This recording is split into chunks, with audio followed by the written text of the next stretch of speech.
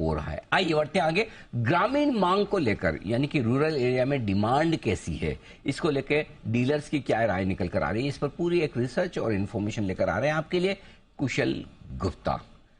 कुशल जी बताएं सर, क्या क्या निकल कर आया आपकी रिसर्च में?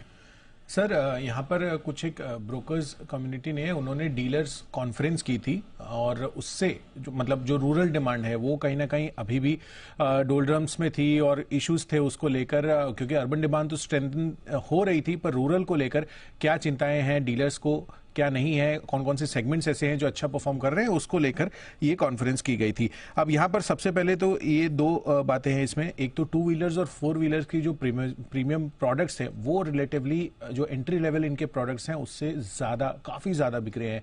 और दूसरी बड़ी चीज है, ट्रैक्टर को लेकर जो मांग में धीमापन की स्टोरी बनी हुई थी अभी भी है, पर अब रिकवरी के संकेत वहां पर भी आते हुए दिख रहे हैं। तो ये दो बड़े टेकअवेज इससे निकल कर आए। सबसे पहले तो ट्रैक्टर सेगमेंट की बात कर लेते हैं। जो बेहतर फसल हो रही है, एमएसपी है और सरकार की तरफ से जो खर्च है आगे आने वाला, जैसे कि हम हमेशा ही बात अभी कर रहे हैं कि जनरल इलेक्शंस होने वाले हैं अगले साल, तो उस चीज को ध्यान में रखते हुए रूरल थीम पर बड़ा फोकस यहां पर बनता हुआ नजर आ रहा है और ग्रामीण मांग बढ़ने की अब पूरी संभावना भी दिख रही है। आईएमडी की तरफ से प्रेडिक्शंस भी देखा हमने कि नॉर्मल मानसून की प्रेडिक्शन उनकी तरफ से भी है, तो ये एक अच्छा इंडिकेटर है। साथ ही ये डीलर्स कह रहे हैं कि जो सेकेंड हाफ है FY24 का, वहां से आपको वॉल्यूम में, ट्रैक्टर वॉल्यूम्स में अच्छी बढ़त आती हुई नजर आ सकती है।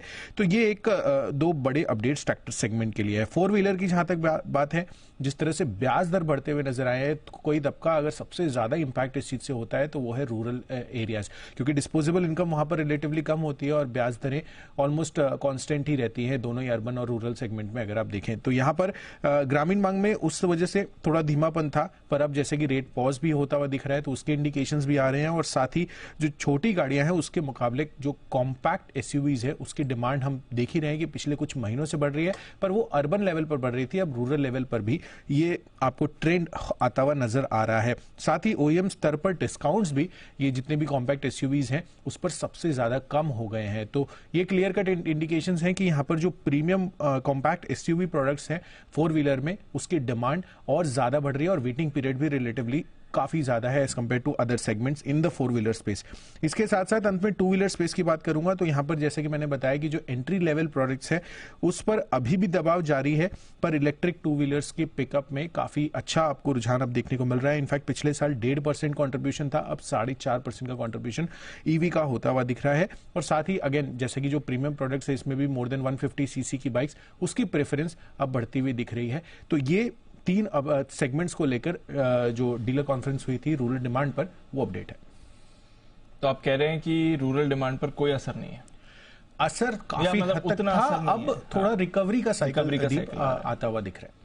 तो इस समय जब एक कंसर्न बाजार में बन रहा था कि शायद मानसून की कमजोरी की वजह से रूरल डिमांड इफेक्ट हो सकती है, जो ऑन द ग्राउंड फीलिंग है वो ये नहीं रिफ्लेक्ट। हाँ, एज ऑफ नाउ तो वो नहीं है। अब प्रेडिक्शंस हैं, अब क्या फाइनल रेनफॉल के रिकॉर्ड्स आते हैं वो हमें देखना होगा, क्या डिमांड रहती है, बट एज ऑफ नाउ ये अपडेट।